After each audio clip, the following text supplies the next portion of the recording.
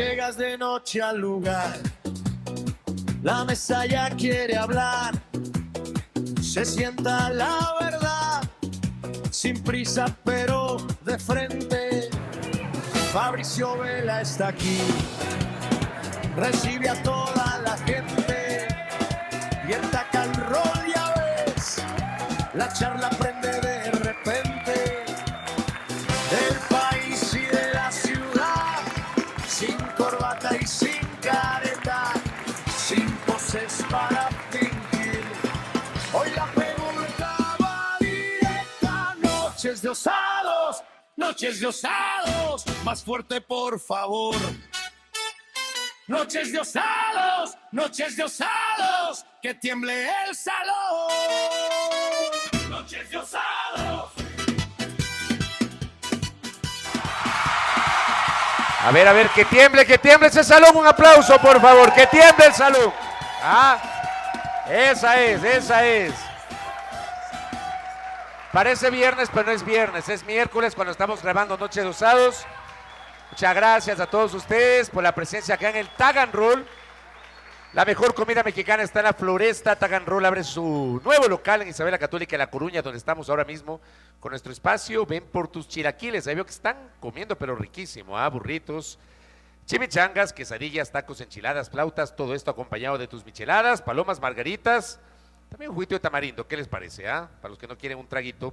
Los partidos del Mundial los vivieron aquí, y luego del modo Mundial estamos ahora en modo Campeonato Nacional y también elecciones, y también la política, así que todos los caminos conducen al Tag and Roll. Recordar que Gloco te invita a que visite sus redes sociales, desarrolla tus contenidos digitales, productos audiovisuales, streaming, desarrollo e implementación de eventos, renta de mobiliario, equipos y media training. Con comunicación global los encuentras como Gloco SE en redes sociales.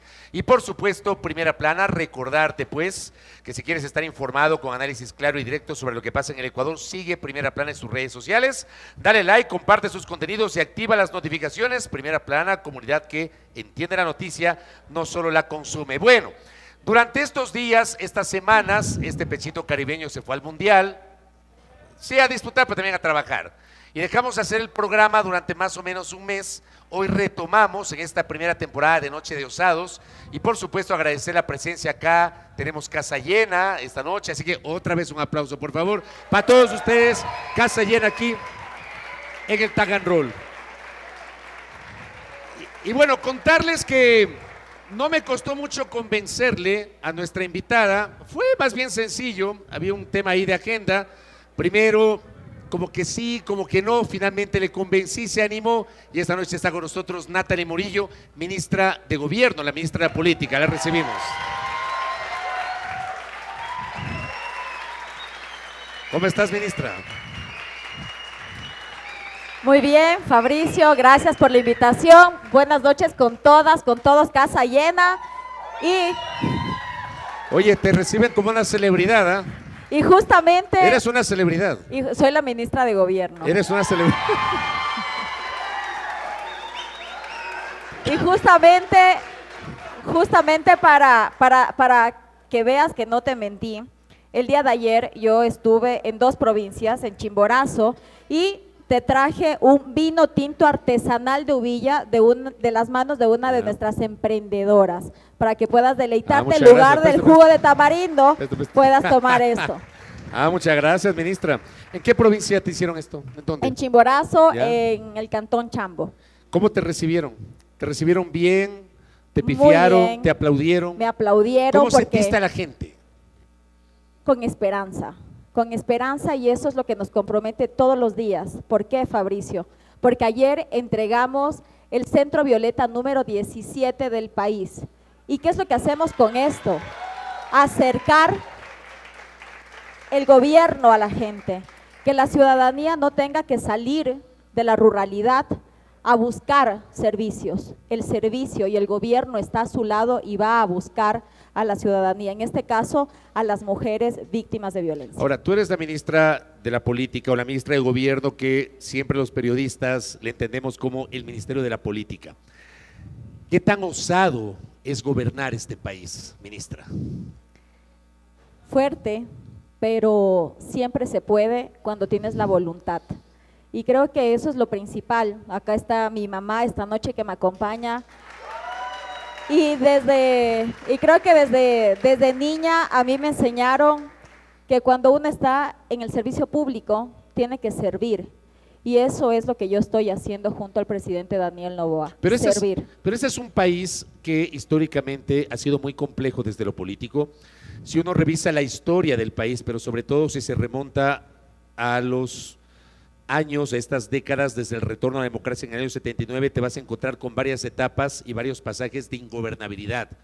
Yo te insisto, ¿sientes que este país es ingobernable o tú sientes que la visión actual del país es otra?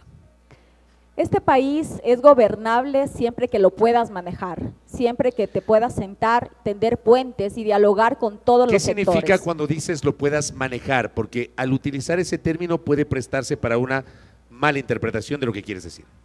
Cuando te sientas y dialogas, cuando tiendes puentes, cuando buscas soluciones y no trabas, cuando en medio del conflicto buscas las soluciones y ves la forma de poder entregar los resultados que nos pide la ciudadanía, y eso es lo que nosotros estamos haciendo, Fabricio. ¿Tú tienes puentes? Por supuesto. ¿Con todos? Con todos. Pero tú hace unos meses que conversamos en la radio, que yo te entrevisté, clarito me dijiste, con todos menos con el alcalde de Quito, el alcalde de Guayaquil, el alcalde de Cuenca, entonces no son con todos. El tiempo me ha dado la razón y no voy a hablar de personas que están siendo procesadas por la justicia, y será la justicia la que determine si son culpables o inocentes. Hasta aquí no me he equivocado y me he sentado con quienes realmente tienen la misma visión que el presidente Daniel Noboa, que es sacar adelante al país, porque necesitamos tener gente que quiera seguir en esta lucha que tenemos en este momento, porque la ciudadanía, como te decía hace un momento, no pierde aún la esperanza y sabe que estamos haciendo las cosas bien, estamos dando resultados, y eso es lo que el presidente siempre nos ha dicho. Aquí tienen que acelerar y dar los resultados a la gente. ¿Con Aquiles Álvarez nunca te sentaste a conversar? No. ¿Te has sentado con Tatiana Coronel? ¿Has conversado con ella? El día de ayer le conocí, estuve también en el Azuay, ayer le conocí. Pero ella está encargada desde febrero, me parece. No recuerdo realmente. Pero no ha habido una conversación, un diálogo, no sé, la alcaldesa no te ha pedido audiencia o tú no has ido a Guayaquil y te has reunido con la alcaldesa, esto no ha pasado. No. ¿Por qué?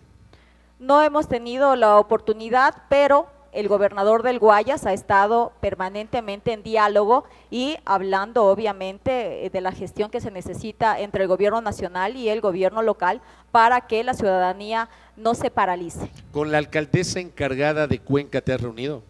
Tampoco me he reunido, ella está hace pocas semanas. Tiene pocas semanas. Esperamos poder tener alguna reunión, ella ya me solicitó una reunión para poder revisar algunos temas que están pendientes en el cantón, en la ciudad, en Cuenca, y obviamente vamos a recibirle para poder dialogar. ¿Por qué no hablar con Pavel Muñoz? Él sigue en funciones, está gobernando la ciudad, ¿por qué no sentarse a hablar con él? Porque hemos evidenciado lo que está haciendo Pavel Muñoz.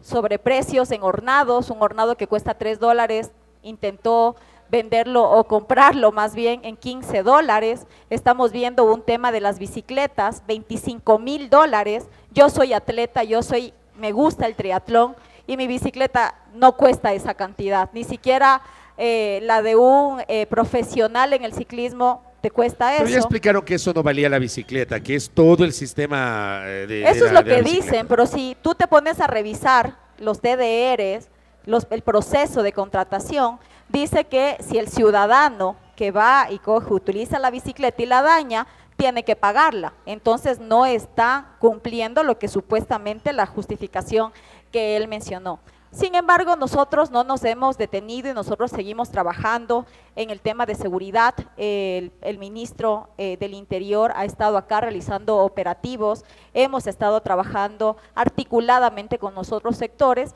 porque eso es lo que la ciudadanía nos está pidiendo todos los días. Ahora, resultados. Tú previamente a tu condición de ministra fuiste legisladora, pero antes de incursionar ya como actora política, te dedicabas a la comunicación. De hecho nos conocemos en ese rubro, tú has hecho comunicación organizacional, has hecho también periodismo, has estado detrás, digamos, de las estrategias.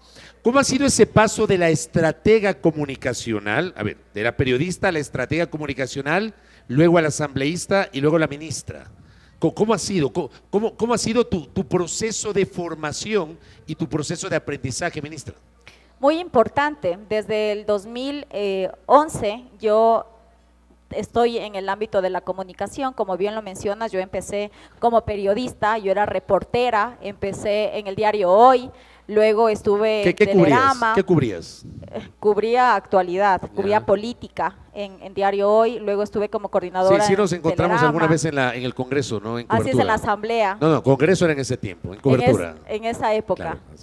¿Ah? ¿Y te gustaba? Así es. Sí, a mí me encantaba salir, porque decía, es algo así como cuando dicen que el periodista va, cubre, está en el almuerzo con el presidente y luego tiene que regresarse en bus a la casa, y era verdad, pero creo que todos esos años de experiencia han hecho que llegue con el nivel del conocimiento que tengo en este momento y saber por dónde guiar, saber por dónde direccionar, saber por dónde acompañar al gobierno y poder dar gobernabilidad, que ese es mi rol en este momento. Pero una cosa es, por ejemplo, nosotros, tú y yo, por ejemplo, haciendo periodismo, tú luego involucrada en la comunicación estratégica y hoy siendo ministra, que además implica ejecutar decisiones que vienen desde el Ejecutivo, que vienen desde el presidente y tus propias decisiones. Si yo comparo la política que tú cubriste hacia el 2011 más o menos, que tú cubrías como periodista, ¿cómo se diferencia esa política en el Congreso versus la política 2026? ¿Cómo la diferencias? Un gran cambio. Ahora, ¿Cuál es el cambio? ahora sí se respeta a los periodistas. En esa época, ¿Tú crees que nos respetan? por supuesto, ¿En serio? obviamente sí se respeta. Inclusive en esa época el diario Hoy cerró, recordemos cómo les atacaban, cómo los fines de semana en las sabatinas rompían periódicos, tuvimos una ley mordaza, tuvimos una institución que coartaba la libertad de expresión, Pero lo ahora cerró no por pasa cuestiones eso. económicas, por una situación financiera que ya le resultó insostenible. Hubo algunas A cosas. Jaime Mantilla, que él reconoció que el periódico ya no era sostenible y tuvo que cerrarlo. Sin duda, pero recordemos también todas las demandas que se hacían a los diarios, Diario El Universo, a los periodistas. ¿Tú crees que en esa época al diario Hoy le llevaron directa o indirectamente a un punto de colapso económico? ¿Crees Sin que eso duda. fue deliberado? Así es. ¿Tú lo sentiste en el diario? Yo lo sentí porque yo cubría la fuente, yo estaba obviamente en un medio privado y era evidente. Tú dices que ahora se respetan a los periodistas. Tal vez visiblemente desde el discurso oficial es probable que sí, pero tras bastidores tú tienes, por ejemplo, algunos actores políticos, tienes plataformas digitales alineadas con el gobierno que están haciendo campañas de desprestigio digital contra periodistas. ¿Cómo te suena eso? ¿Qué significa eso?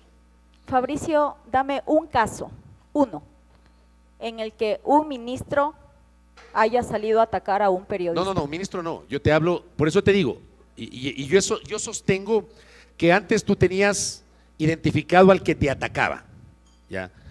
O yo mentiría si digo que el presidente, un ministro de Estado, ataca a un periodista, porque eso no ocurre. Pero tras bastidores tú tienes a pseudoinfluencers, a plataformas digitales que te generan campañas de desprestigio. Y la gran interrogante es, ¿cuál es el papel de esos segmentos, de esas plataformas, de esos influencers que respaldan al gobierno y que atacan a periodistas? Bueno, el tema de las plataformas digitales, como tú siempre lo sueles mencionar en el comentario Sin Rodeos en las mañanas, que todos los días te escucho. Qué bestia. Eh, Dale un buen aplauso a la ministra, por favor. Yo creo que me dijo eso para suavizarme, ¿ah? No se sabe quién los financia, no se sabe de dónde salen, así que atribuirles… ¿No les financian ustedes? No, así Ustedes que no tienen nada que ver. nosotros no Tú tenemos puedes nada que ver. asegurarlo, puedes probarlo, puedes certificar que no tienen nada que ver con esa suerte de troll center. Por supuesto, nosotros no tenemos ningún troll center, si no, no nos atacarían mediáticamente o en las redes sociales. Eso es evidente, por eso mismo lo digo. Hay detractores y hay gente también que apoya al gobierno nacional y nosotros no podemos prohibir ni lo uno ni lo otro, porque eso es la libertad de expresión. Oye, te voy a alternar mis preguntas con algunas preguntas del público. La gente vino tempranísimo acá y ha preparado algunas preguntas, ¿no? A ver. Desde que asumió el ministerio, ¿cuál ha sido la decisión más difícil que le ha tocado defender a la ministra Natalie Morillo? La más difícil, que te ha tocado defender en tu condición de ministra. La más difícil que me tocó defender fue la ley 7030. ¿Por qué? Porque lamentablemente había alcaldes y prefectos que se empeñaron en generar falsas narrativas y confundir a la ciudadanía, mientras que esta ley es importante para la ciudadanía porque lo que trata es de que el 70% de la inversión de los municipios y de las prefecturas vaya para obra pública y el 30% vaya para el tema de los sueldos y demás. Dijeron que era todo lo contrario y que se iban a eliminar escuelas, que se iban a eliminar el tema de los gestores culturales, que ya no se iba a poder realizar el tema del… Porque el argumento de algunos alcaldes y prefectos era que esas obras o esas políticas se financiaban con esos recursos que podían ser entendidos como gasto corriente y no como gasto de inversión, y que estabas limitando eso con la aprobación de la ley. Es totalmente falso y aquí hay un alcalde, el alcalde de Rumiñahui, que podrá decir si es verdad o es mentira. Ya le voy a preguntar a Fabián eso. Y más bien es todo lo contrario, esta ley es para el ciudadano, es para que realmente puedan tener alcantarillado, es para que puedan tener agua potable, es para que puedan tener saneamiento, es para que puedan tener vialidad. ¿Por qué no construyeron la ley a partir, que es algo que yo siempre reclamo? O sea, a ratos yo siento que el país se termina convirtiendo en un país ingobernable porque falta diálogo. Tú dices, dialogamos. Pero hubo diálogo en esta ley porque no se evidenció y los alcaldes y prefectos y prefectas y algunas alcaldesas aseguraban que no hubo diálogo, no fueron recibidos por el gobierno, no fueron recibidos por la Comisión de Desarrollo Económico, que fue la instancia que construyó los informes para primero y segundo debates. ¿Por qué no se dialogó con los gobiernos locales? Claro que dialogamos. ¿Con quiénes? Yo estuve inclusive en Guayaquil, me reuní en la gobernación del Guayas. ¿Con quiénes? Estuve con más de 100 alcaldes reunidas y los alcaldes apoyaban esta ley. No eran todos los que estaban en contra. Fabricio, si tú revisas quiénes eran los que se oponían, vas a tener evidente los 5 actores. Pichincha, Quito, Azuay, Cuenca, Guayas, Guayaquil. El resto no. Si tú ves las redes sociales inclusive, podrás darte cuenta que había prefectos y alcaldes que apoyaban la ley, apoyan la ley, porque esta ley lo que te pide es que planifiques, pero lamentablemente hay ciertos malos funcionarios que lo que no les gusta es la planificación. ¿Leíste las críticas el fin de semana a las actividades organizadas por el gobierno en el contexto de las fiestas de Guayaquil?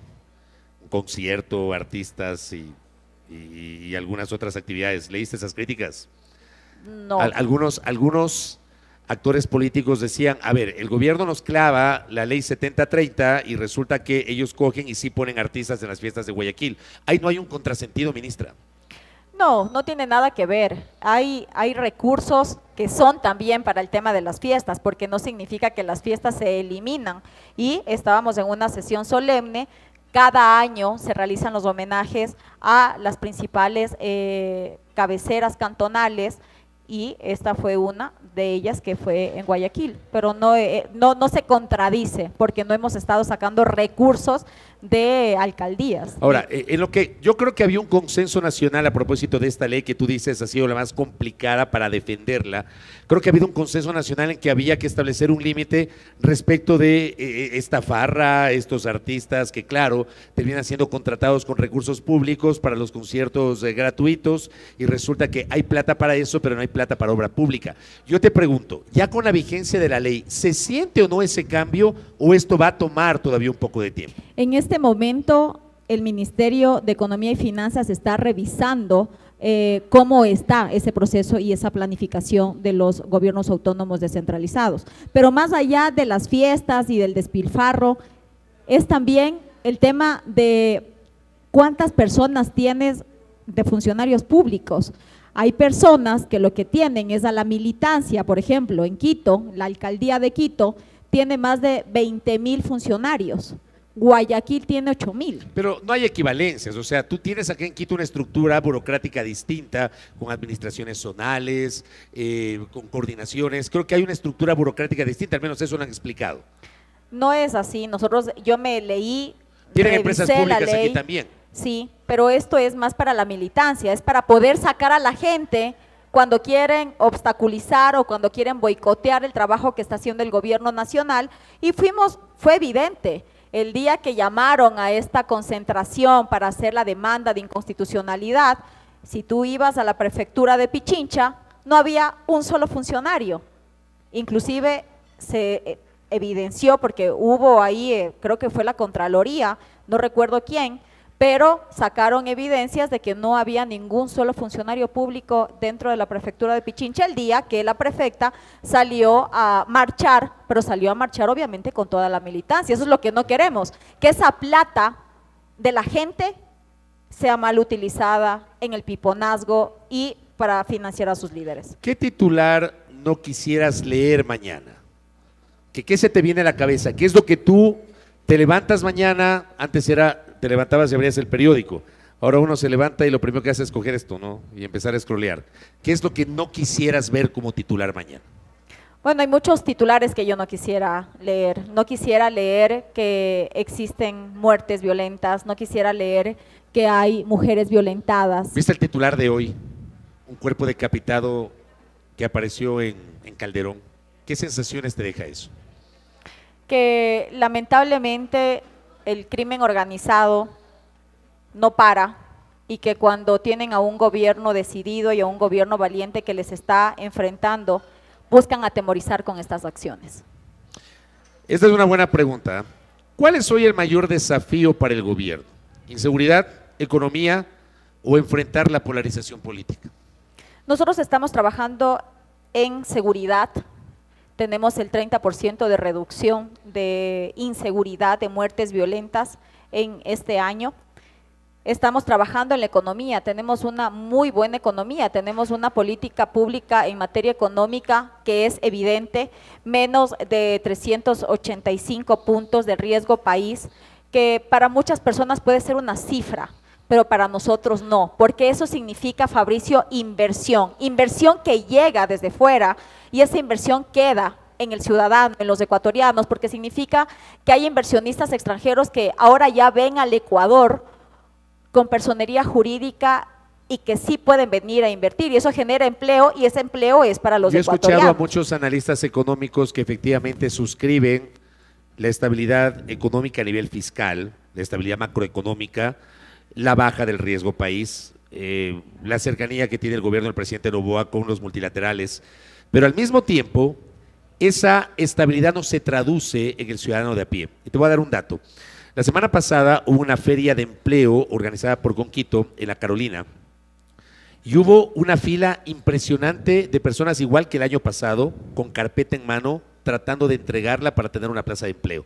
Lo que te quiero decir es que esa estabilidad económica, que sí la reconocen muchos analistas, no se traduce en el común de los ciudadanos. ¿Cómo enfrentar eso? Bueno, ¿sabías que Pichincha tiene la mayor facturación en ventas de los últimos años? ¿Qué respuesta tienes ante eso? ¿Qué crees tú? ¿Por qué crees tú que tiene la mayor yo te pregunto facturación? A ti, ¿por qué crees tú que es eso? Porque se están haciendo bien las cosas. ¿Y por qué no hay empleo entonces? Hay ¿Por qué tienes facturación. tanta gente que no tiene empleo o no tiene empleo adecuado o tiene empleo no adecuado? ¿Por qué? Tenemos empleo, existe, inclusive nosotros hemos evidenciado, existe el empleo, hemos dado empleo también hasta a los jóvenes, más de 150,000 jóvenes que están en este momento en el programa Jóvenes en Acción en todo el país. Pero no puedes decir que hay empleo si tienes una fila enorme de gente en la Carolina con carpeta en mano, ministra. Ha reducido el desempleo. Ya, esa es en el otra país. cosa, que tal vez haya habido una reducción de la tasa de desempleo, pero tienes aún mucha gente desempleada. Nosotros no estamos diciendo que todo está ya solucionado, nosotros estamos aceptando que todavía tenemos muchas cosas por hacer y una de ellas es poder generar más empleo a los ecuatorianos y estamos encaminados en eso y estamos trabajando para ello. La otra parte de la pregunta era la polarización política. ¿Cómo están enfrentando ustedes este clima de polarización que es evidente? De hecho, el año pasado, la primera vuelta electoral fue una suerte de segunda vuelta electoral, en donde tuvimos dos candidaturas que abarcaron el 88% de la votación, el presidente Noboa, la candidata González. Si le sumamos a Leonidas Sisa y Andrea González, entre los cuatro concentraron el 96% de la votación. El 4% restante se repartió entre 12 candidatos, ninguno de los cuales llegó al 1%. Y luego tenemos la configuración de la Asamblea Legislativa, en donde tenemos estas dos megabancadas, ¿no? Llegó Revolución Ciudadana con 67, ADN con 66, y esta configuración cambió. Llegó Pachacuti con 9, está claro que 6 están más cerca del Ejecutivo.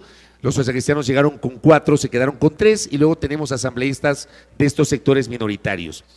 ¿Cómo enfrentan esa polarización un año y medio después del proceso electoral del 2025? Dialogando, por ejemplo, en la asamblea, dialogando con los asambleístas que no llegaron por ADN, sino por otras tiendas políticas y que ven que estamos haciendo las cosas bien y que tenemos un objetivo claro que es trabajar por la gente. Esa es la forma en que nosotros lo estamos haciendo y obviamente también tienes a la oposición radical que por más que hagamos bien las cosas siempre van a estar buscando el titular o generando narrativas en contra del gobierno nacional. ¿En algún momento hubo algún intento de diálogo tuyo como ministra de gobierno con actores políticos de la oposición? ¿O nunca desde que estás en la cartera de gobierno has dialogado con gente de la oposición? Hemos dialogado con asambleístas, como te menciono. De la oposición me refiero. Claro, por supuesto, hay asambleístas que ya no pertenecen a ciertas banderas políticas y que votan con nosotros. Ya, pero esa es otra cosa. Pues pero a ver, ¿has hablado o no has hablado con gente del correísmo? Con los que son parte de la bancada de RC. Con ellos no he hablado, porque son cerrados, así es. Con los socialcristianos, con Alfredo Serrano, con Otto Vera, con Johnny Terán Barragán, por ejemplo, que son los tres socialcristianos, ¿han tenido alguna conversación? Sí, sí hemos tenido diálogos para poder sociabilizar inclusive las leyes que nosotros hemos propuesto en la Asamblea Nacional. Han hablado, por ejemplo, con los tres de Pachacuti, que son un poquito más radicales. Tina Farinango es una de ellas, el otro Alex Tuapanta. Mariana Yumbay. La asambleísta Mariana Yumbay, por que son, supuesto, digamos, los tres que tienen una postura más radical que sus otros 6 compañeros, a quienes ellos aseguran o acusan de que dejaron la línea de Pachacuti. ¿Con los tres han conversado o no? Sí, yo me he sentado a dialogar con todos. Ya, pero ¿cómo ha sido ese diálogo con ellos? Lamentablemente ellos tienen una posición radical y por más de que se le explique… O sea, no hay cómo hacer acuerdos con ellos. Lamentablemente por ellos no. ¿Y con los otros 6 sí? Nosotros hemos llegado a consensos, hemos dialogado y obviamente ha habido estos resultados, pero ya no depende de nosotros, depende de ellos. Ellos no quieren caminar por este sendero y caminar para que el país realmente avance. Ahora, lamentablemente ahí ya no depende de nosotros. ¿Qué se rompió entre ADN y el correísmo? A ver, está claro que están en las antípodas de la visión política e ideológica, eso está clarísimo. Pero es innegable, ministra, y me parece que tú eras legisladora en ese tiempo y eras legisladora de otra organización política, no existía todavía ADN. Tú llegaste por Construye, reemplazaste a Patricio Carrillo, que no pudo asumir la curul. Pero en un primer momento, cuando se instala la asamblea en noviembre del año 2023, ya con el presidente Noboa en su primer periodo, los primeros meses hasta marzo del 2024 hubo, digamos, una coincidencia política que permitió, por ejemplo, que la asamblea apruebe 5 leyes económicas. ¿Qué se rompió en el camino? Porque sí hubo, y era evidente que había, pues, por lo menos una coincidencia entre el correísmo y el gobierno del presidente Noboa. Por supuesto, ¿Qué se rompió? El presidente siempre ha sido claro y hay líneas rojas que no se pasan. ¿Cuáles? ¿Qué pasó? Impunidad y corrupción. Eso nosotros el correísmo no empezó a de alguna manera a condicionar sus votos a cambio de impunidad. Por supuesto. ¿En qué, por ejemplo? ¿Puedes contarle a la gente? Jorge Glass, claro ejemplo. Pusieron como condición. Exacto, y todo el mundo lo sabe. Y antes de eso, cuando se aprobaron las 5 leyes económicas con los votos del correísmo, ¿no había condiciones? No hubo condiciones. O sea, esa condición aparece después, a partir de marzo. Y ahí, innegociable. Innegociable. Hay líneas rojas que nosotros no vamos a pasar. ¿El tema de Jorge Glass se convirtió en qué para ustedes, como gobierno? En nada, es una línea roja que no vamos a pasar. Nosotros no toleramos la impunidad, así que los procesados, los que están sentenciados, los que le han robado al país los recursos de los ecuatorianos tienen que estar en la prisión. Así que nosotros en eso no nos metemos.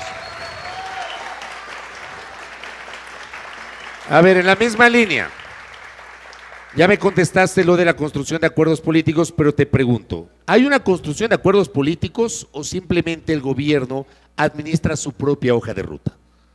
O sea, tengo mi hoja de ruta, la socializo, si te sumas bien, si no también.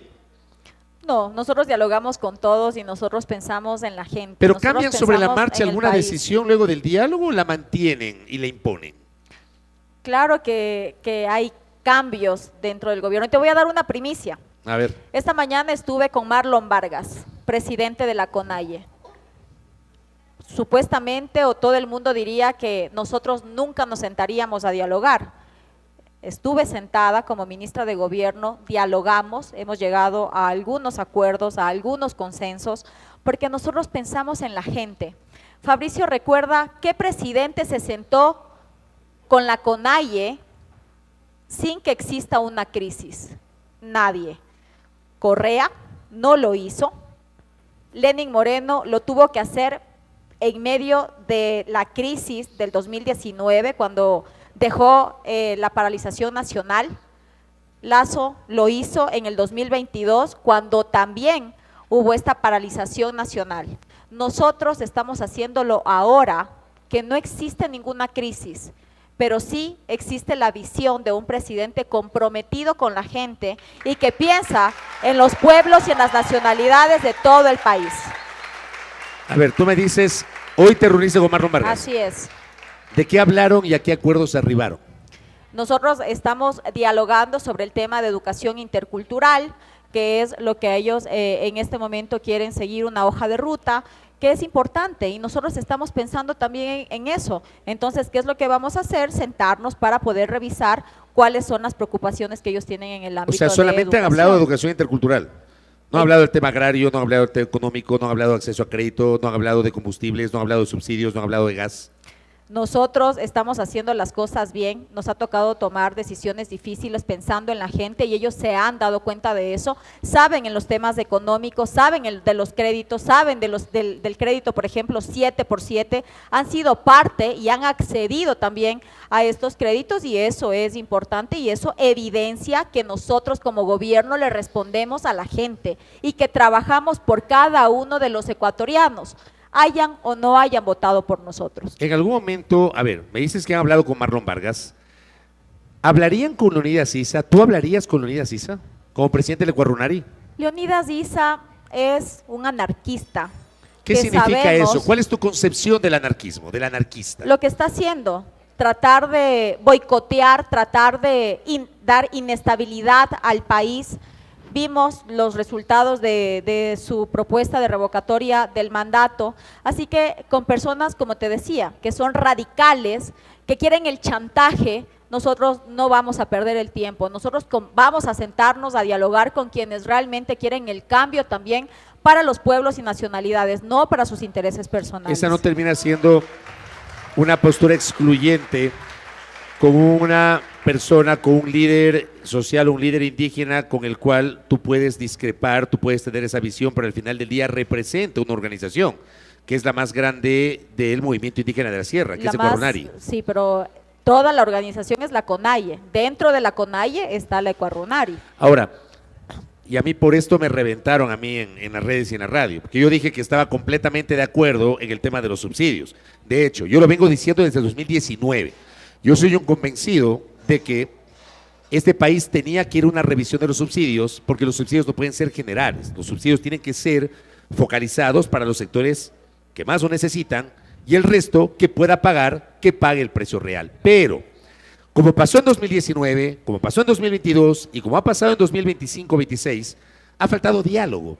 ¿Por qué no tomar esas decisiones? Porque tú has insistido en este diálogo o en esta entrevista que dialogas, pero esa decisión no fue dialogada, esa decisión fue una decisión adoptada por el presidente Noboa sin un diálogo previo con los sectores sociales. ¿Por qué no se la tomó a partir de un diálogo con los sectores sociales? Tomando en cuenta la sensibilidad de esa medida, ministra. ¿Tú piensas que si no hubiese existido un diálogo, hubiésemos tenido esta paralización focalizada como fue? No. ¿Hubo paro de transportistas? No. Nosotros nos hemos sentado con todos, con las organizaciones sociales, con los diferentes sectores, entre ellos el sector transportista, de todos los gremios. Nos hemos sentado a dialogar, a trazar hojas de ruta y ver obviamente los beneficios para ellos y para el resto de la ciudadanía. Esa es la forma de tener una gobernabilidad. Ministra, ayer, cuando estamos grabando miércoles, ayer martes, hubo una entrevista concedida por el expresidente Osvaldo Hurtado entre el Amazonas a Milton Pérez. Y resulta que de pronto, al final de la jornada, se activa toda la bancada de ADN con, digamos, una postura. Está claro que hubo una activación ahí coordinada para atacar al expresidente Hurtado y cuestionar sus declaraciones. Yo pregunto, ¿el gobierno no respeta la opinión ajena? Es decir, ¿les dolió tanto lo que dijo Hurtado? Fabricio, si no respetáramos la opinión ajena, yo no estuviera aquí, porque tú eres uno de los principales críticos del gobierno. Pero tú sabes que las críticas son argumentadas. Por eso mismo. Yo te he dicho a ti, y tú lo sabes, yo no soy actor ni político partidista, ni soy activista político, ni militante político, yo soy periodista político y hago crítica política, te lo he dicho a ti y he dicho a algunas autoridades del gobierno. Y agradezco que valores eso. Pero yo te pregunto y te insisto, ¿por qué ayer se activaron para contestar a Osvaldo Hurtado? Porque fue una coordinación, una activación coordinada. Porque justamente decir lo que dijo no es ser consecuente con lo que pasa. Pero tiene derecho de decirlo, ¿o no? Totalmente, y también los asambleístas tienen derecho de defender al presidente. Pero se articularon, fue coordinado eso, ministra. Es evidente que fue coordinado y no me digas que no. Los asambleístas defendieron al presidente, porque el presidente es demócrata. Por eso mismo, aquí está la ministra de Gobierno sentada frente a ti, que como siempre, yo te digo, tú eres el principal crítico del gobierno y estoy aquí dándote la cara, conversando y dialogando contigo. Ahí en las redes sociales, como tú dices, ahí salen algunas narrativas, hay pros, contra, personas que defienden, personas que atacan, y los asambleístas lo que hicieron el día de ayer fue defender. Pero, por ejemplo, se dieron algunos posteos injustos con Hurtado. A ver, yo creo que es legítimo que no estén de acuerdo con lo que piensa Hurtado. Ya, es parte de, y es legítimo que le respondan a Hurtado. Lo que yo cuestiono de alguna manera es la articulación. Pero, por ejemplo, uno de los legisladores decía que Hurtado estuvo cómodamente sentado durante el tiempo del correísmo, cuando hay evidencias de que desde el 2007 Osvaldo Hurtado tuvo una posición crítica con el correísmo. Incluso hay un libro sobre las dictaduras del siglo XXI, escrito por Hurtado, donde habla del caso ecuatoriano. Entonces yo creo que también como que excedieron, ¿no? Se excedieron en su postura. No, porque decir lo que dijo, está bien que los asambleístas hayan defendido. ¿Por qué? Porque decir que vivimos en una dictadura, cuando todos los días tienes en medios de comunicación ciertos opositores que atacan al gobierno, que atacan al presidente, que se meten con lo más sensible, que es la familia, y siguen. Eso no es vivir en dictadura, eso es libertad de expresión. ¿Cuál es el estatus en el cual desde tu punto de vista vivimos? Nosotros vivimos en democracia. ¿No vivimos en una autocracia, te pregunto? No, existe ¿No hay democracia. una concentración de poderes en la persona del presidente de la República y del Ejecutivo? No, creo que te estás confundiendo de época. El No. presidente responde. Yo creo que son No. comparables. El presidente respeta las diferentes funciones del Estado. Yo creo que son comparables en algunos Nosotros nunca hemos algunos dicho aspectos. que el presidente tiene que ser el dueño o el jefe de las otras funciones del Estado. Nosotros respetamos la independencia de funciones. ¿La respetan en serio? Total. Y entonces, ¿cómo se entiende que varias de estas otras funciones del Estado casi que actúan articuladamente con el Ejecutivo y toman decisiones que le convienen al Ejecutivo? Ejemplo, la función electoral. Ejemplo, la función judicial. ¿Cómo se entiende eso? ¿En qué la función electoral? La función, lo que está pasando, la proscripción de organizaciones políticas, de candidatos, de precandidatos. ¿No está pasando eso, ministra? Existen más de 15 organizaciones nacionales y decenas de organizaciones locales. Si fuera lo que estás mencionando, no existirían. Y el Consejo Nacional Electoral actúa de acuerdo a sus competencias y nosotros respetamos eso, no podemos meternos ante sus decisiones. Pero no hay una... A ver, y yo voy a hacer nuevamente esta referencia que también le he mencionado. En enero del 2023, tú todavía no eras legisladora, Fernando Villavicencio en vida acude a la Fiscalía y presenta un pedido de investigación sobre 6 campañas electorales de cara a las seccionales del 2023 por indicios de financiamientos irregulares. Una semana después, el entonces ministro del Interior, Juan Zapata, presenta una noticia criminis pidiendo una investigación sobre cerca de una veintena de campañas electorales y organizaciones políticas. Pasaron 3 años y medio y no se había activado esa investigación. Se activa esa investigación justo en la antesala del proceso electoral y solamente contra una organización política. ¿Por qué no investigar a todas? Y justo aquella organización política que es contradictora del Ejecutivo. Es inevitable relacionarlo uno con otro. Bueno, ministro. eso hay que preguntarle a la Fiscalía General del Estado. En esa época estaba otra persona liderando la Fiscalía y como tú dices, ¿no? Se han demorado 3 años. 3 años Qué y bueno medio. que lo están haciendo ahora. Pero solamente contra una, ¿por qué no contra todas? Eso no te lo Yo sí podría, creo que debería ser contra todas, ¿ah? Ojo. pero eso no te lo puedo responder yo porque no soy yo quien está atrás del Consejo Nacional Electoral. Eso es la función judicial, es la Fiscalía General del Estado quien tiene que dar esta El respuesta. tema es que todas estas decisiones se toman en la antesala del proceso electoral y terminan siendo convenientes para el Ejecutivo. Tranquilamente, si fuera a conveniencia, podrían haberse hecho antes. ¿Tú crees que es una coincidencia, ministra? ¿Es en serio lo que me dices? Sí, totalmente, segura. Esto son coincidencias. Coincidencia, seguro. Así es. O sea, Son tú puedes coincidencias. certificar, tú puedes asegurar que el Ejecutivo no tiene incidencia en el resto de funciones del Estado. Nosotros no tenemos incidencia en las diferentes funciones del Estado. Nosotros respetamos la independencia de funciones. A ver, mira acá, a propósito de lo que me estás diciendo, ¿cómo evitar que las decisiones que se toman sean interpretadas como persecución política, que es lo que está pasando al día de hoy? Bueno, porque nosotros estamos trabajando por la gente, porque nosotros estamos trabajando todos los días por los ciudadanos. Mi agenda de hoy, Fabricio, es igual a la que tenía en marzo. Nosotros no estamos pensando en época electoral. Nosotros estamos pensando en cumplirle a la gente y eso es lo que el presidente de la República nos ha dispuesto. Pero les interesa que ganar las cada elecciones. uno de los ciudadanos, de los ministros esté junto a la gente, escuchando, respondiendo y resolviendo las necesidades. Pero les interesa ganar las elecciones, eso es innegable. Sin duda es importante tener gobiernos autónomos descentralizados que tengan esa misma visión y esa misma lucha que tiene el gobierno nacional. Solos no podemos hacerlo, Fabricio. Necesitamos gobiernos autónomos descentralizados comprometidos con la causa, que sean transparentes y que realmente quieran lo mejor para toda Aunque la esos población. alcaldes, esos prefectos, esas alcaldesas, esas prefectas no sean de la línea de ADN, ¿se puede trabajar? Hemos trabajado con algunos alcaldes. Recuerda que nosotros es la primera vez que vamos a participar en una elección local. Existen otros alcaldes que han tenido en cuenta el trabajo que estamos haciendo como gobierno nacional y se han sumado y que son alcaldes aliados a pesar de no pertenecer a ADN. Este proceso electoral es una prueba de fuego para ustedes, para ti, ministra, porque eres la ministra de la Política, la ministra de Gobierno.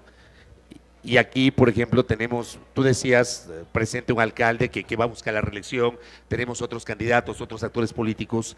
¿Es una prueba de fuego para ti como ministra de Gobierno y para el gobierno este proceso electoral?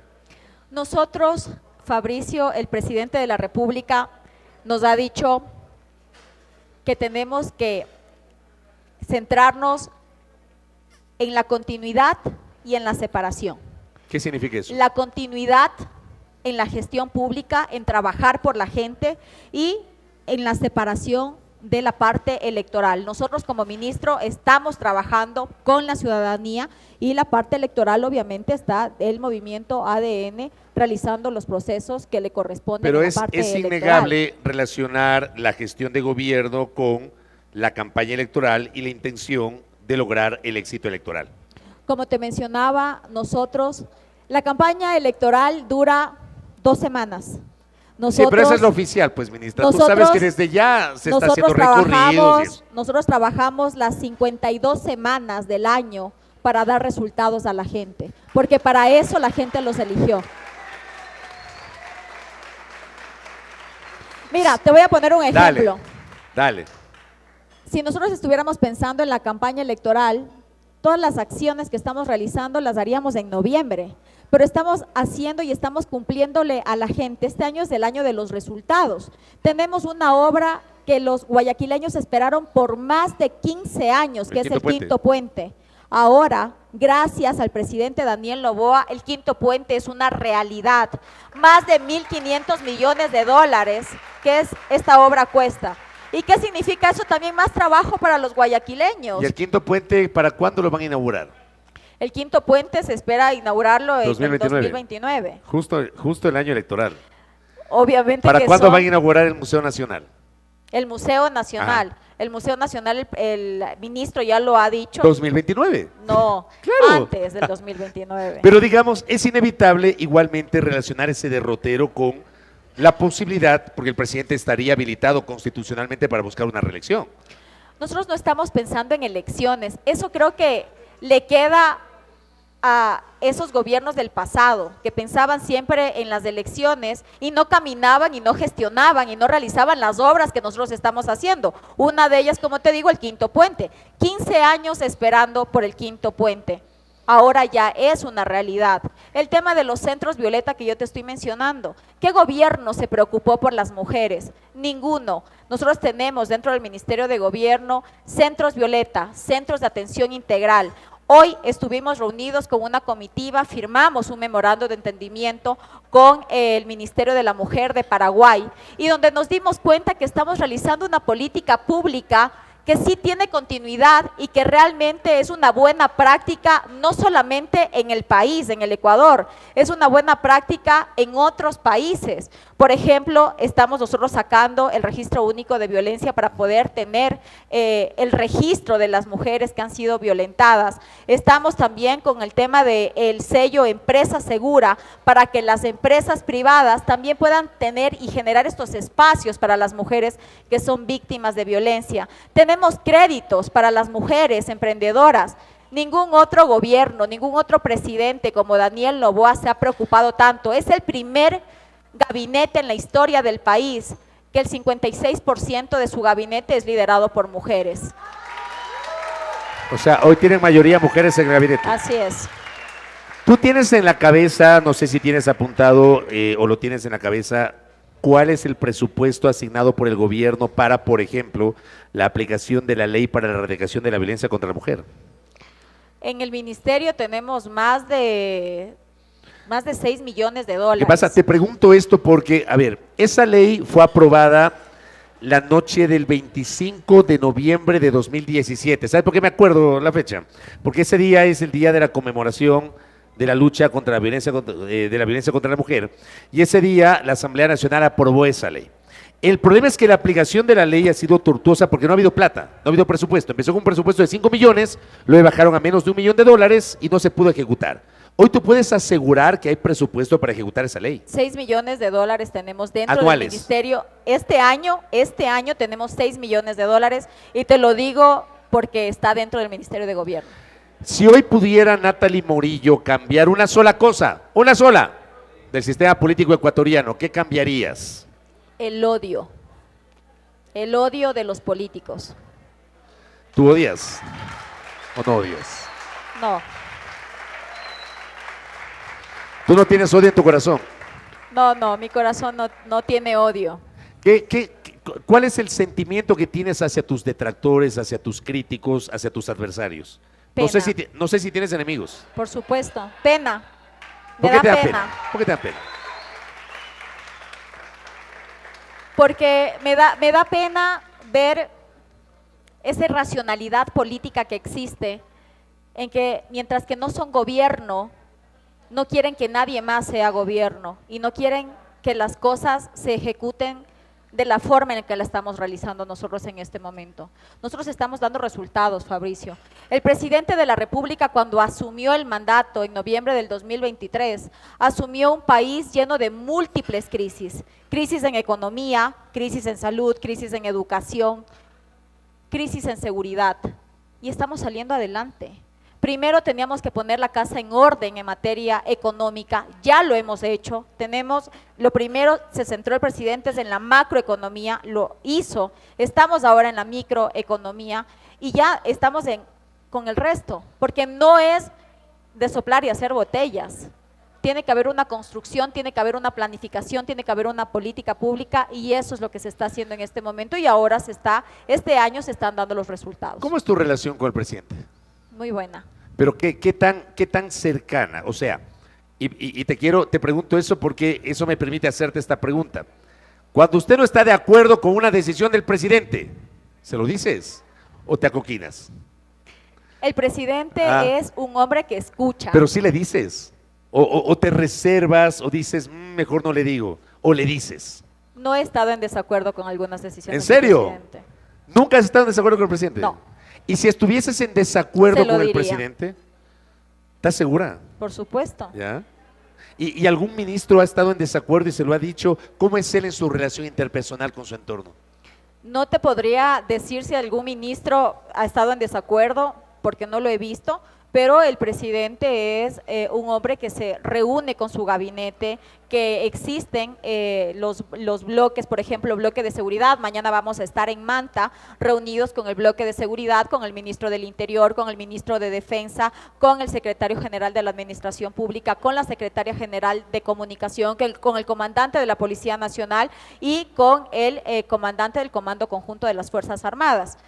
Esos son los espacios en donde nosotros revisamos, evaluamos y generamos las estrategias para seguir en los diferentes temas que necesita el país. Te quiero insistir, es decir, tú me dices que no has estado en desacuerdo con el presidente, por ende no le has dicho que no estás de acuerdo, pero llegado el momento tú sí te sientes con, digamos, los arrestos y la confianza para decirle, presidente Noboa, creo que no es conveniente hacer tal cosa. Por supuesto, el presidente es demócrata y el presidente escucha a las personas. El presidente por eso se reúne con sus ministros, para escucharlos, para que puedan proponerle lo que quieren hacer en beneficio del país. ¿Cómo nació esa relación con el presidente Noboa? ¿Nació desde la asamblea cuando era legislador también? No, yo le conocí al presidente cuando yo era legisladora. Ya. ¿Y cómo le conociste? ¿Cómo fue esa relación? Le conocí en una reunión en Guayaquil. ¿Y ahí empezó a haber esa cercanía? ¿Él te invitó a ser parte de ADN o cómo fue? Ahí empezó Porque tú la llegaste por cercanía. Construye y luego pasaste a ser parte de ADN. Así ¿Pero es. fue a partir de esa charla con el presidente? No, fue desde mucho antes. Yo desde el inicio me gustó la forma de hacer política, de esta nueva política del presidente Daniel Noboa, y si tú revisas todas mis votaciones, desde antes de que yo esté en el bloque del oficialismo, mis votaciones siempre fueron igual que ADN. ¿Cómo asumes tú las críticas, ministra, sobre tu pasado profesional, no político? Yo siempre establezco una diferencia en ese sentido, porque en tu pasado profesional tú tuviste varios cargos durante el gobierno del presidente Correa, profesionalmente, no políticamente. Tú ingresas a la política, te conviertes en asambleísta terna de Patricio Carrillo por Construye y luego te conviertes en legisladora de ADN. Pero a ti te señalan e incluso han presentado fotografías para criticarte por ese pasado, por una actividad profesional durante el correísmo. ¿Cómo asumes esa crítica? ¿O cómo explicas de alguna manera esa presencia tuya durante ese momento político en particular? Bueno, yo soy una profesional que tiene más de 15 años de experiencia. Te han sacado hasta tweets, ahora llamados posts, antes Claro, tweets. claro, pero en ningún tweet yo estoy aplaudiendo una gestión. Bueno, eso es cierto, yo te he leído eso. Sí, yo sí, estoy informando como periodista, como tú lo haces, como lo hacen los otros periodistas que trabajan en medios de comunicación. No, es verdad eso, yo te he leído, la noticia. Entonces, lamentablemente, ahí volvemos a lo que ¿Tú no usabas hablábamos. camiseta de Alianza País o sí? No. ¿No te Yo- gustaba el verde o qué? Yo nunca fui adherente ni militante de ningún movimiento político. Es la primera vez que tengo la convicción, y mi convicción es ADN, creo en el liderazgo de Daniel Noboa.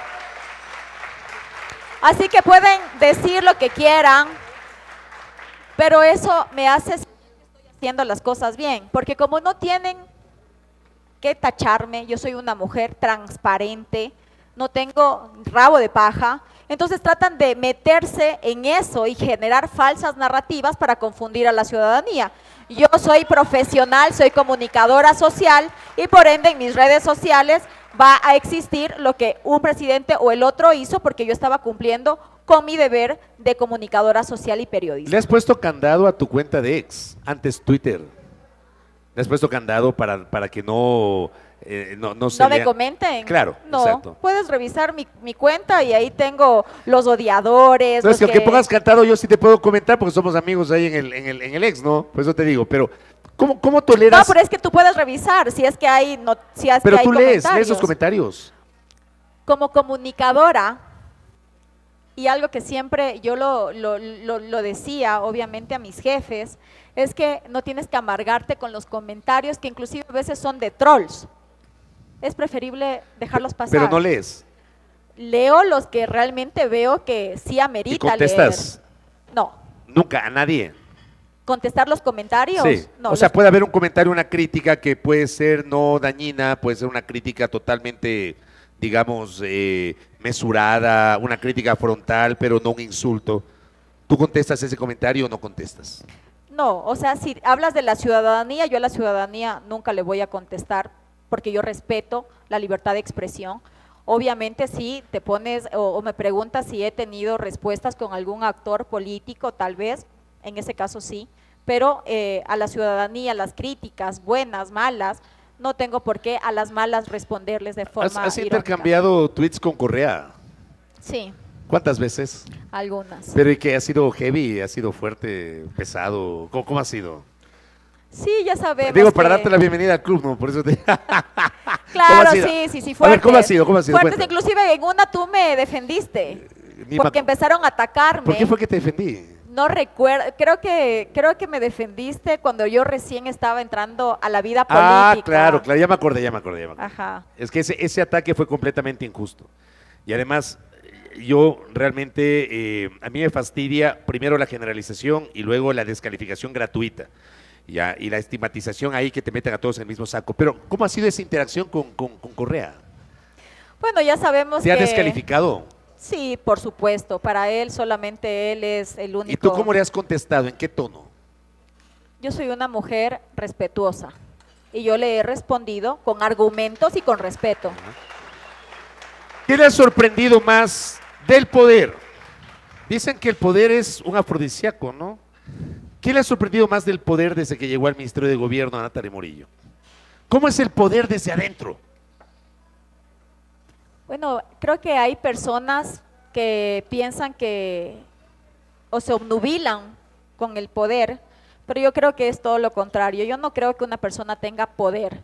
Yo no me siento con poder. Yo soy la ministra de Gobierno y soy una ministra cercana. Pero tienes un poder, o sea, al ser ministra de la política de gobierno, ejerces el poder.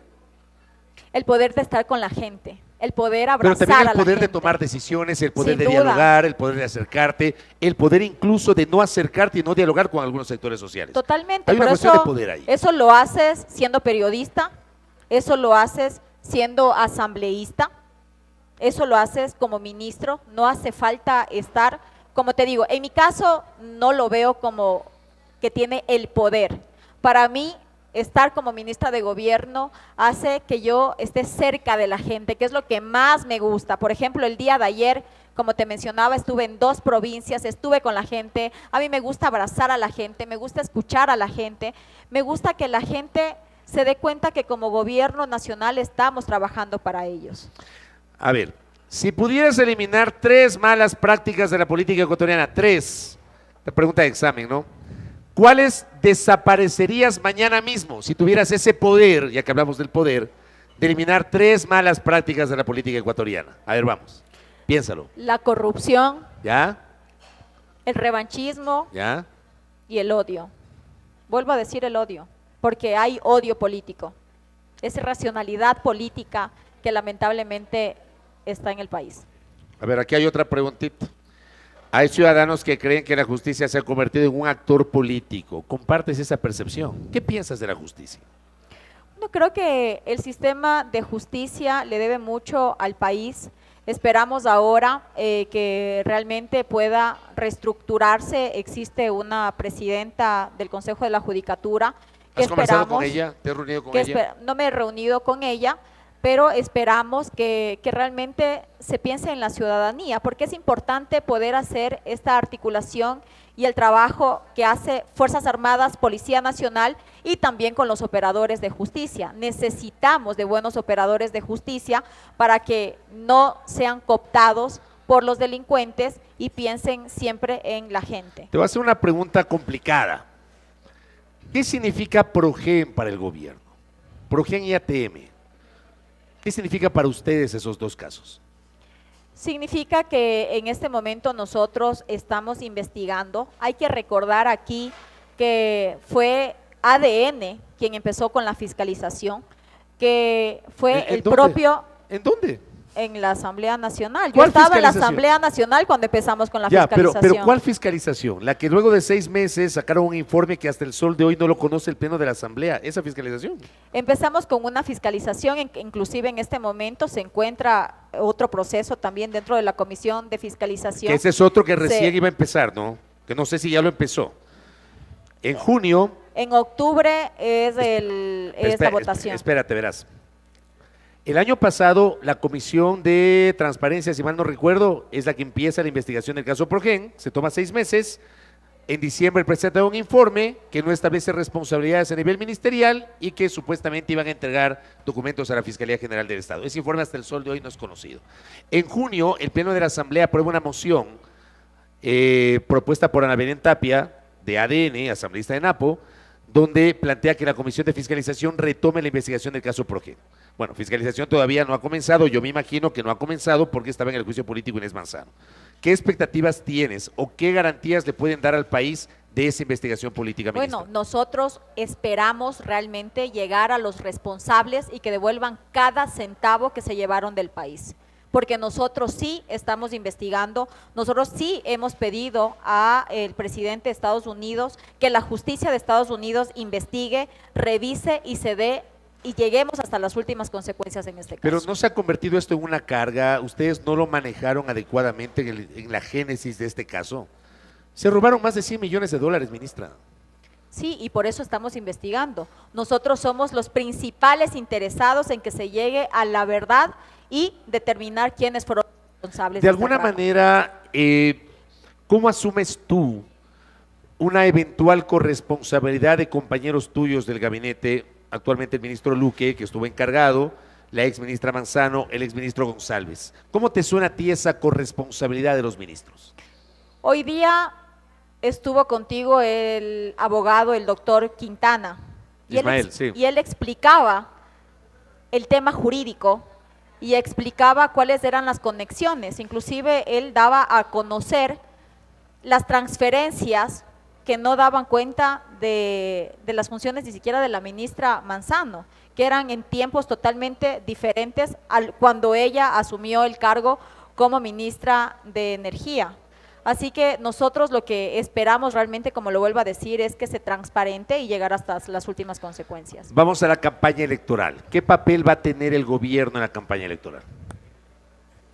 El gobierno sigue trabajando desde el primer día. Como te decía, ¿Va a hacer campaña por sus candidatos? el gobierno, Sí. el gobierno no puede hacer campaña por sus candidatos. ¿Sabes a lo que me refiero? O sea, Los candidatos- abiertamente no lo van a hacer, pero hay mecanismos por los cuales puedes apoyar a tus candidatos. Como te mencionaba, la campaña dura 2 semanas. Nosotros tenemos 52 semanas para trabajar por los ecuatorianos. Y eso es lo que nosotros estamos haciendo y estamos haciéndolo con evidencias y con resultados. ¿Por qué le bajaron el pulgar a Nils Olsen en Guayaquil? No le hemos bajado el pulgar. Era precandidato a la alcaldía de Guayaquil. Precandidato. Sí, Y tú sí, de sabes que acuerdo. cuando eres precandidato puedes salir, puedes Pero cambiar. renunció a la presidencia de la asamblea, dejó la curul y empezó a trabajar en la precandidatura y de pronto deja la precandidatura. Pero eres precandidato para la alcaldía de San Borondón. Pero no vas a comparar San Borondón con Guayaquil. El O sea, importante- yo sé que los que trabajan, digamos, los que viven en San Borondón trabajan en Guayaquil, pero no hay punto de comparación. Lo importante es tener ese don de servir. Y Nils es un hombre que piensa en el servicio.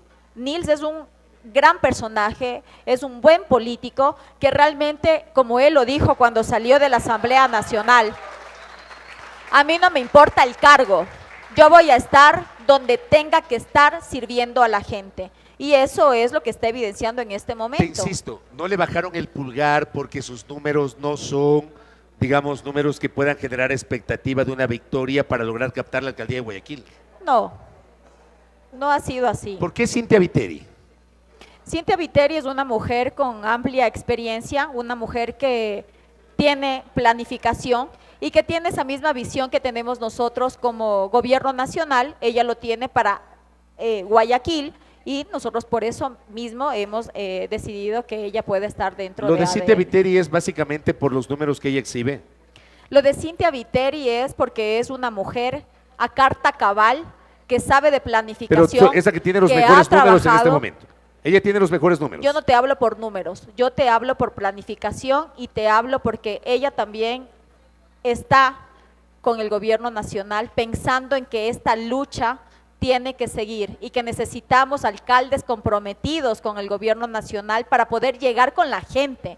Eso es lo que se necesita, articulación, cohesión, ya no más división. Y Cintia Viteri inclusive se afilió a ADN y trabajo junto a ADN. ¿Por qué Yomano Ovidia y Harold Burbano en el caso de Quito y Pichincha? Ah, ¿les gustó, no? A la hinchada le gustó la pregunta. ¿Ah?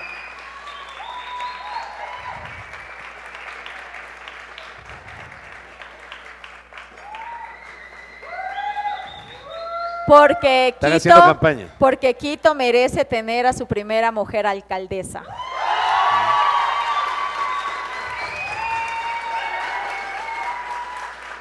Y necesitamos también de personas como Giovanna.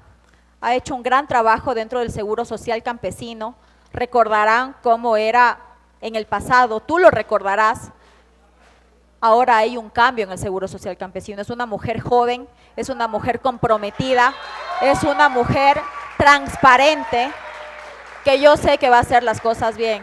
Porque ella también tiene el mismo lema que yo, hay que hacer que las cosas pasen. Y pasan con hechos. ¿Y por qué en el caso de Harold Burbano a la prefectura? O sea, Harold Burbano estaba encabezando un ministerio, finalmente ese ministerio se fusionó y él ahora está como precandidato. ¿Por qué lo escogen a él para que él asuma la precandidatura a la prefectura? Porque Harold es un hombre también que tiene la experiencia. Harold tiene la experiencia, tiene esta visión también de sacar adelante a la provincia. Ha recorrido los 8 cantones de Pichincha, ha estado en la ruralidad, ha estado acompañando, ha estado sirviendo también, justamente desde el Ministerio de Trabajo, estuvo también en el MIES y es comprometido con la gente y necesitamos eso, necesitamos el compromiso de los candidatos con toda la ciudadanía, ahora, en todas las localidades. El tema es que los dos precandidatos, tanto a la alcaldía cuanto a la prefectura, digamos, no tienen un amplio recorrido preelectoral. En el caso de Giovanna, ella fue candidata a la Asamblea Nacional, se quedó por muy poco de llegar a la legislatura. Y hay quienes asumen, y tú habrás leído, has escuchado, que tienen una suerte de, si no ganan los de ADN, tenemos estos otros candidatos acá, que no siendo de ADN pueden ser cercanos al gobierno. Y tú sabes a quiénes me refiero. ¿Cómo asumes eso? Lamentablemente es palo porque bogas, palo porque no bogas. Se critica. Es el Ecuador, ¿no? Se critica cuando pones a una persona que ya tiene la experiencia en la parte de haber sido alcaldesa de una ciudad, pero también se critica cuando pones a una mujer joven, transparente, que quiere hacer las cosas diferentes en otra. Pero es que creo que lo de Cintia, entonces, yo creo que lo de Cintia parte de un tema. Porque el presidente y algunos voceros de ADN aseguraban que para esas elecciones iban a promocionar a su propia gente. Y Cintia no es parte del proyecto político de ADN. Giovanna y Harold son parte del Ellos proyecto sí, pero político Cintia no. de ADN. Y por eso ellos están representando a Pichincha y a Quito. Pero con Cintia rompieron esa lógica. Cintia es una mujer Y es que tiene inevitable pensar en que es por los planificación. números. No es así, porque en ningún momento ha existido alguna ruptura con Cintia. ¿Qué político ecuatoriano te ha sorprendido para bien? Daniel Noboa. ¿Por qué? Porque es un joven líder que cuando tú te sientas a conversar con él, te das cuenta que él quiere que las cosas pasen y que él exige a los ministros que hagan gestión, que estén con la gente, que estén cumpliendo la gestión obviamente que tenemos como gabinete, y quien no está en funciones para eso, quien no está en la competencia o no está con el acelerador que se necesita, no puede estar dentro del gabinete. Oye, ¿qué llamada nunca quisieras recibir? ¿Qué llamada nunca quisiera recibir? Pregunta aquí, del público. una llamada que me diga que algún cercano se murió. Esa sería Me una digas. llamada que nunca quisiera recibir. Usted es la ministra de Gobierno. Si tuvieras que poner una calificación a la gobernabilidad de este país hoy, ¿qué nota le pondrías y por qué? Hoy, Hoy. Hoy. una nota del 1 al 10, ¿Qué nota le pondrías? 8. ¿Por qué? Porque en este momento existe gobernabilidad, no existen paralizaciones, no existen bloqueos, existe un país que está caminando hacia adelante. ¿Qué tan osada eres tú? Depende ¿De qué? A ver, de la situación. ¿de qué situación? Cuéntame. Es que hay todas las ¿Eres situaciones. osada o no eres osada? No sé, más bien tú dime si soy osada No, o no, no, soy eso me osada. lo guardo y te lo digo a ti después. ¿Ah? Oye, ¿a qué ministro le recomendarías o qué ministro debería venir a Noche de Osados? A ver, luego de esta charla. Todos los ministros. Hemos hablado, perdón, más de una hora hemos hablado, ¿no? Qué bestia, no se ha sentido, ¿verdad? Ah, a ver, ¿a qué ministro? Todos los ministros están listos No, pero para dame poder uno, venir. uno que tú deberías decirle, tienes que ir a Noche de Osados con el Fabricio Vela en Tagan Roll con casa llena. A Roberto Luque, ¿Ya? ¿Por qué? para que te responda todas las inquietudes Pero que yo sí le he tienes. entrevistado a Roberto Luque. Pero no hay noche de osados. Ah, ya. Oye, gracias por estos minutos, ¿ah? ¿Cómo te has Gracias sentido? a ti. Muy bien. Siempre es importante poder estar en estos espacios, compartiendo con la gente. Pero si has venido con barra propia, con jolgorio, alegría. No, creo que lo bonito del servicio público es justamente esto, poder estar acompañada de gente que te demuestra que está a tu lado porque sabe que estás haciendo las cosas bien. Y esto es un compromiso que todos los días tengo para poder seguir trabajando, para no cansarme y seguir cumpliéndole a la gente. Oye, y antes de que te me vayas, porque me estaba olvidando de una pregunta que te hice antes de empezar.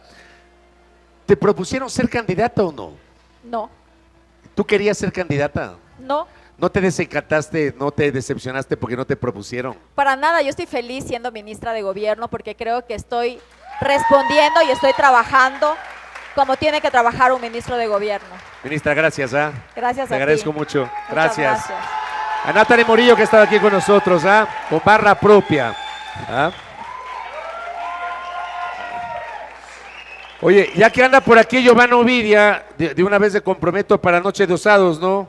Después de un par de noches de comprometo a Giovanna Ovidia. Mira, Bueno. tú me dijiste que te recomiende a un ministro. No, no, pero yo si sé. me decías que te recomiende a alguien, yo te hubiese Es que tú me hubieras recomendado recomendado o a Harold o a a Carol, Giovanna. a Giovanna, a Cintia, por ejemplo. Por supuesto. No sé si Cintia le coge la altura, creo. Y yo estoy segura, o tú vas, en lugar de ir a Loja, vas a Guayaquil. También voy a Guayaquil yo. Pero siempre vas a O Loja. a Cuenca. Cada vez que voy a Cuenca no asoma la doctora Jiménez, que me tiene engañado como un niño. Bueno, gracias a Natalie Murillo. Le despedimos con un aplauso, por favor. Esta noche acá en Noche de Osados, en esta primera temporada, luego del Mundial, porque estuvimos osados mundialistas, una interesantísima charla muy sincera con Natalie Murillo. Aquí en el Tagan Roll, ¿no? La mejor comida mexicana aquí en la Floresta, Tagan Roll, en su nuevo local en Isabela Católica y La Coruña. Ven por tus chilaquiles, burritos, chimichangas, quesadillas, tacos, enchiladas, flautas, todo esto acompañado de micheladas, juguitos, palomas, margaritas y mucho más. Vive, obviamente, este gran espacio aquí en Tagan Roll. Gloco desarrolla los contenidos digitales, productos audiovisuales, streaming, desarrollo e implementación de eventos, renta de mobiliario, equipos y media training con comunicación global. Los encuentras como Gloco SC en sus redes sociales y, por supuesto, recordarles que este programa, ustedes lo van a observar, obviamente también lo van a mirar en las plataformas digitales del portal Primera Plana, toda la comunidad que permanentemente nos sigue. Un abrazo para todos, nos reencontraremos en la próxima Noche de Osados. Gracias.